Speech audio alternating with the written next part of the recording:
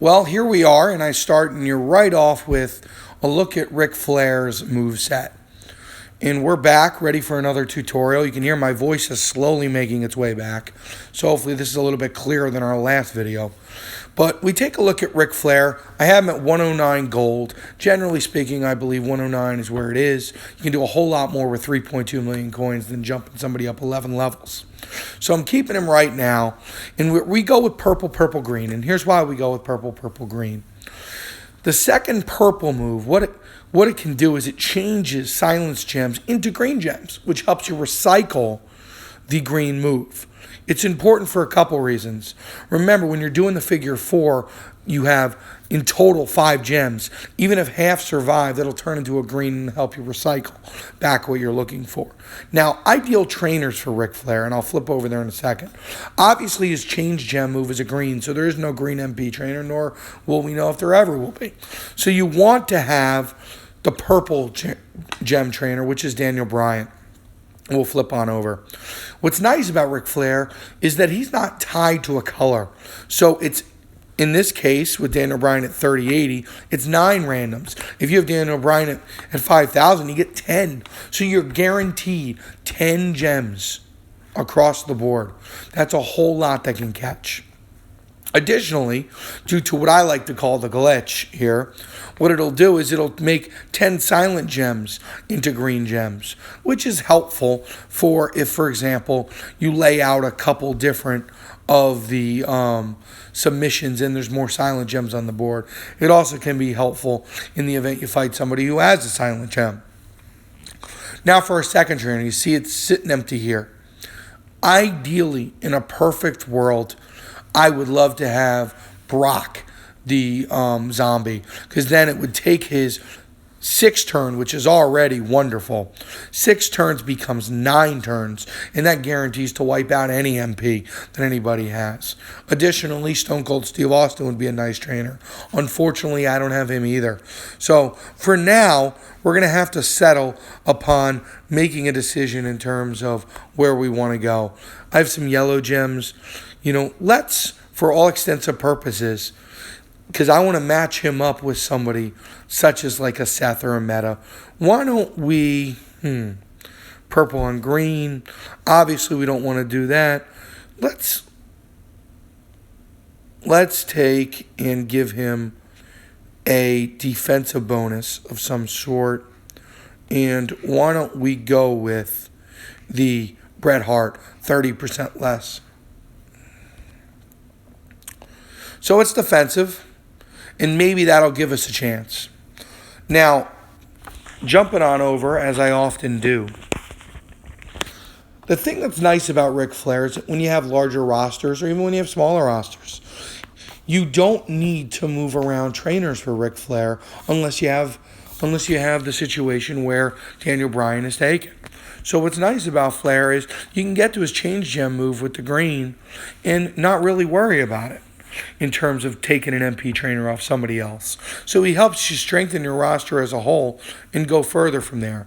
So kind of as expected, we're going to look at some options here in versus to work with Ric Flair. Now, under no circumstances am I saying that Ric Flair is a guy who should be your lead guy.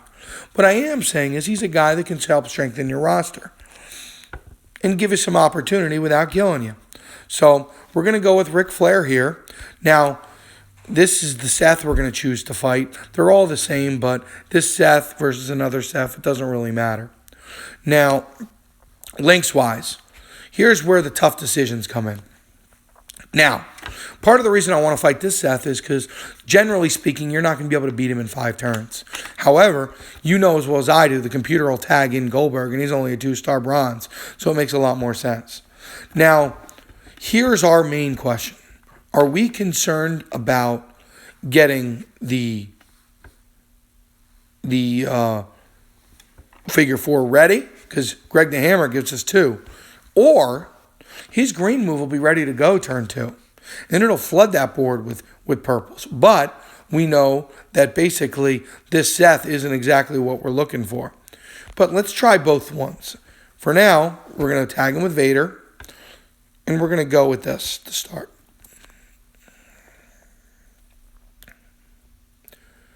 See, the quickness is offset by the delay in being able to charge the purple.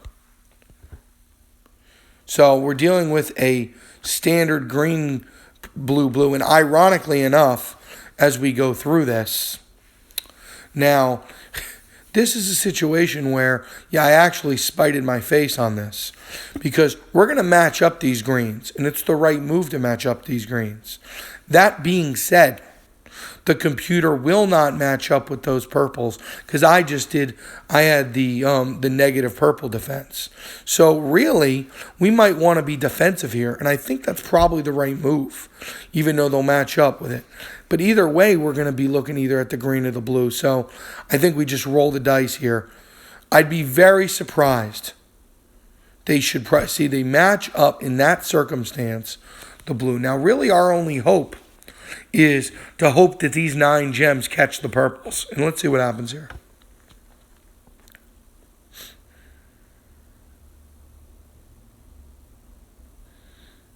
And they do. Now, unfortunately for us, we're going to force a pin here. So the figure 4 is going to be ready to go, but I'm going to be in a situation where I'm worrying about whether or not I can kick out, and I think it's pretty reasonable even with the defensive. So we're going here. Boom, boom, boom. Here comes a pin.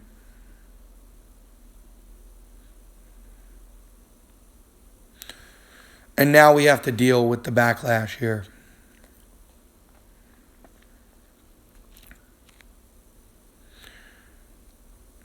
As usual, the computer chooses the choose move first, which could benefit us. Now, can we kick out? That's really the question. 37 is still a heck of a lot. I'm looking here, and generally speaking, our yellow will be the most. Let's see what happens if we drop it down. It's still not a great situation for us in terms of being able to match up what we need to. There's still no purples. Let's take a look. We got 34 here. That'll take it down to 15 or so. One has to wonder, see, if we go here, we're still going to be in trouble, it looks. Ooh, but we caught the lucky purple. See, sometimes this game is about luck. At this point, let's get rid of these purples as best we can. Now, we made it. We made it through. We kicked out. Now, this is important. We want to leave this because we want to be able to map them. So let's take a look. These turn into silent gems, so you know what? Why don't we kill 2 birds with 1 stone? Let's start mapping on colors that we don't want the computer to match to. So we're going to match here. We're going to go here. The green will be a silent for them, but maybe we can get lucky in one of these greens. We can turn into a green after. You'll see what I mean.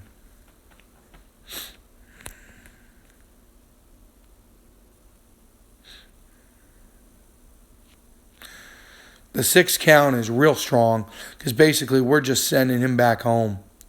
And it's just going to be a matter of time. So you'll see exactly what I mean right now. See, each of these became silent gems. Now, we held back this move because look what we found.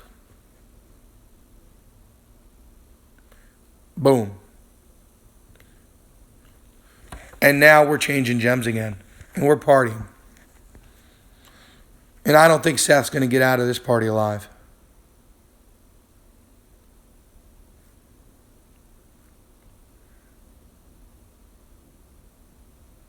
And he doesn't.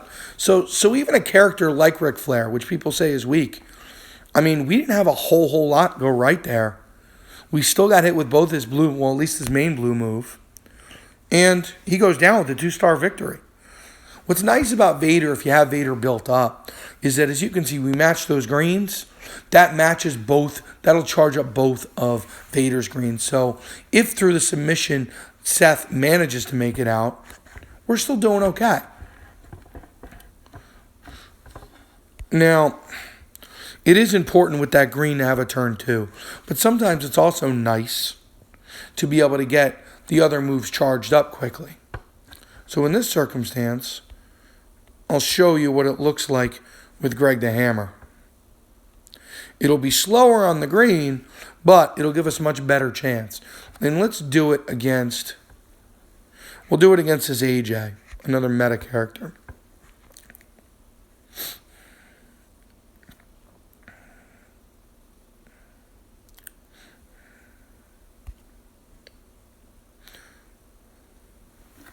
So looking at what we got going here, we got a few things in play.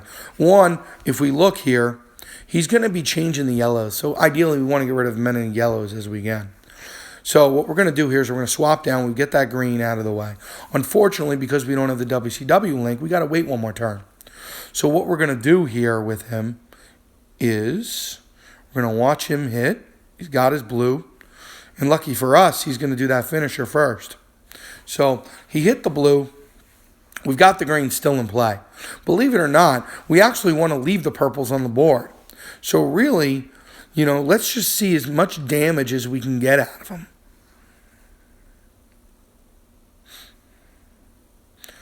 So here's his finisher. It's going to be weak as heck, which is the big problem you have generally if there's no... So again, we don't want to touch those purples. And we're out. So now here we are sitting. We get these 9 random gems, 10 if you're smart enough to get Brian up.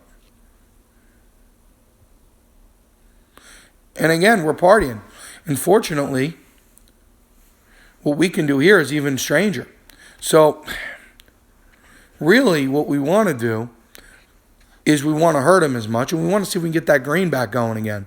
So again, we're holding that move out. Let's get the green. Let's hit him hard.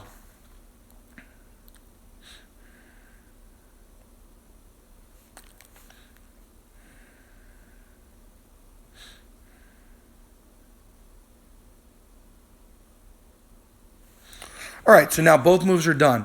As we talked about before, we want to get lucky here. And generally speaking, we want to see if we can get some greens out of it. So one thing I'm going to do is I'm going to put this over. 1, to get rid of the color turn gem.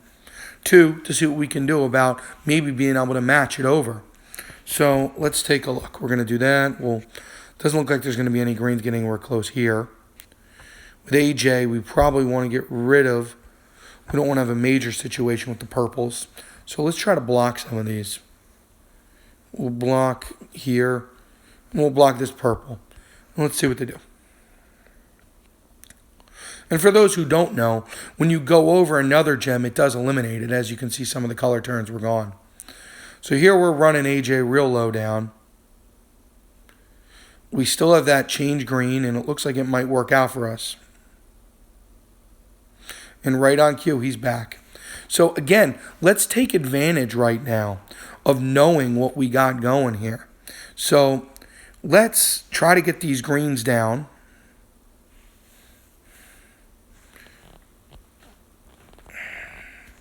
We're going to change to green. And now, once again, we're in an interesting situation. See, this is where, if I had Greg the Hammer, it'd be over. Because he's got both his moves ready to go. Unfortunately, Greg's only a silver. So really, if the computer's above 10, it's a little too much. He'd be nice to finish, but I need to hit him with all I got once again. Now they're going to tag in Kofi, who is solid. He's a silver. So he's enough where he can still beat us. But it's obviously not something that should really worry us at this juncture. So here we go. Let's hit them again with the purples. Let's flood that board and see what we can do.